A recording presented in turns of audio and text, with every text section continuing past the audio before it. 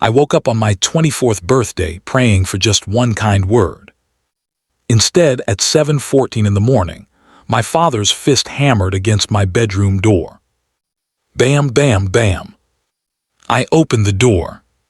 He shoved a trash bag into my hands without looking at my face. "Take this out," he said, "and turn off your damn light at night. You're raising our electric bill."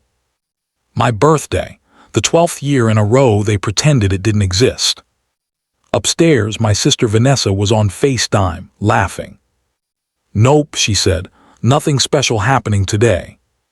My mother walked past me carrying laundry. "Don't forget to pick up bread," she said, "the cheap kind." I grabbed the trash bag and headed outside. Halfway down the driveway, it ripped. Rotten food splattered everywhere.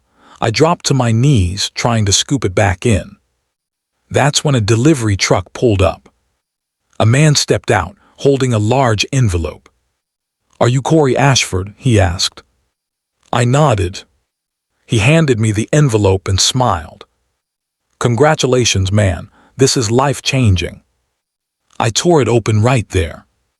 "Congratulations. The property transfer has been approved. You are now the legal owner of 428 Marlowe Street. My family's building. It was mine. And none of them knew. 2 years ago, the previous landlord, Mr. Calloway, pulled me aside while I was fixing a railing. "You're the only one in that family who actually cares about this place," he said. A week later, he told me he was dying, stage 4 cancer, no family. "Not your father," he said. "He's been skimming rent for years." He offered me the building if I could prove myself. I worked in silence for 2 years, saved every dollar, took every class, never told anyone. Mr. Calloway died 3 months ago. Now I held the proof in my hands. That afternoon, I posted mandatory meeting notices for all tenants. My father saw one and laughed. "Who's this new clown?" he said. Vanessa ripped one off the wall. "This is gonna be hilarious." I said nothing. The meeting was Saturday at 10 a.m. My family walked in last. My father sat in the front row, arms crossed, ready to dominate. I stayed in the desk chair, back turned. "All right," my father said loudly, "where's this new landlord?" I turned the chair around. For 3 seconds, no one moved. My father's face drained of color. Vanessa looked up from her phone, blinking. "This better be a joke," my father said. "It's not," I said. I slid violation reports across the desk, unpaid bills, noise complaints. "You're under a 30-day review," I said. "Pass it or face eviction." My father stood up so fast his chair tipped backward. "You ungrateful." "Sit down," I said. My voice didn't shake, it cut through the room. He sat. When the meeting ended, my father stayed behind.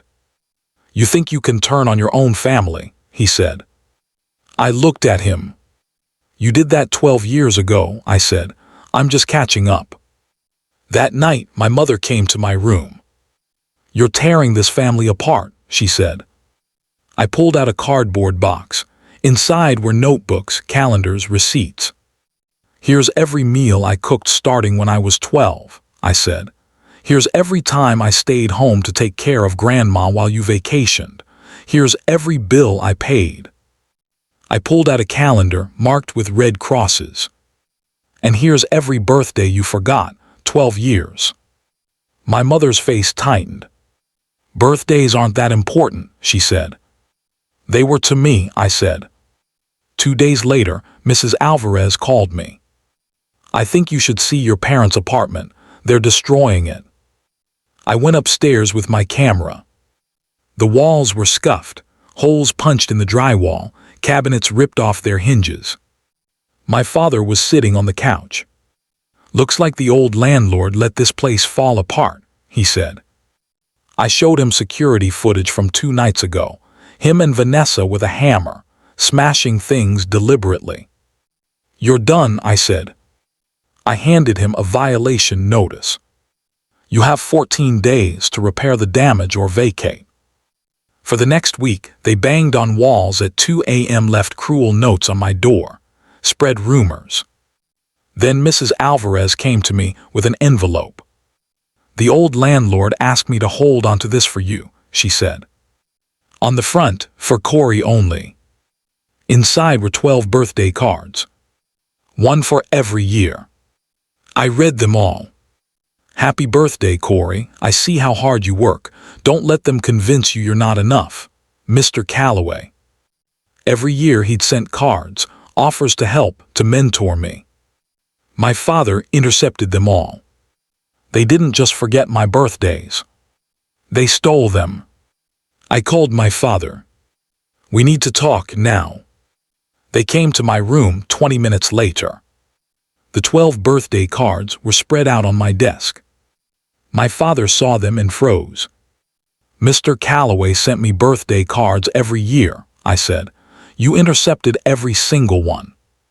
"Why?" I said. My father's jaw tightened. "You didn't need birthdays," he said.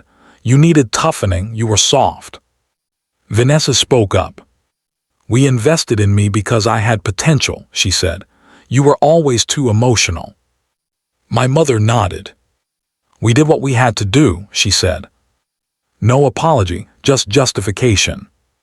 I walked to the door and opened it. "Get out," I said. "You're going to regret this," my father said. "I already do," I said. "I regret believing you'd ever care." The next morning, I filed the eviction paperwork. The sheriff arrived at 8 a.m. on a Tuesday. My father opened the door, disheveled. "You're really doing this?" he said. "Yes," I said. My mother cried loudly. The sheriff handed them the notice. "You have 2 hours." I paid for the moving truck, not out of love, out of closure. As they loaded boxes, my father stopped. "You'll regret this forever," he said. I didn't answer. When they were gone, I noticed a loose floorboard in their empty apartment. I pulled it up. Inside was a small box. Birthday drawings I'd made as a kid, old photos, notes I'd written to myself, maybe next year. And at the bottom, a sticky note in my mother's handwriting. "Don't acknowledge it, he's too emotional." I sat there holding that note. They really did erase me. I cried, not from pain, from relief. I wasn't the problem, I never was. 20 minutes later, someone knocked. Mrs. Alvarez stood there holding a cupcake with a single candle. 3 other tenants stood behind her. "We heard yesterday was your birthday," she said softly. She handed me the cupcake. "For what it's worth, we're glad you're here." Someone finally saw me. They sang happy birthday, off-key and quiet. When they left, I ate the cupcake slowly. It was the first birthday I'd ever celebrated. If you've ever been the one they overlooked, the one they only remembered when they needed something, this story isn't just mine. Maybe you're still waiting for them to see you. I waited 12 years. Some people won't love you the way you deserve until you stop giving them the chance to hurt you. If this story touched something in you, hit subscribe. Not for me. For the part of you that knows what it's like to be invisible. Because people like us, we don't stay quiet forever.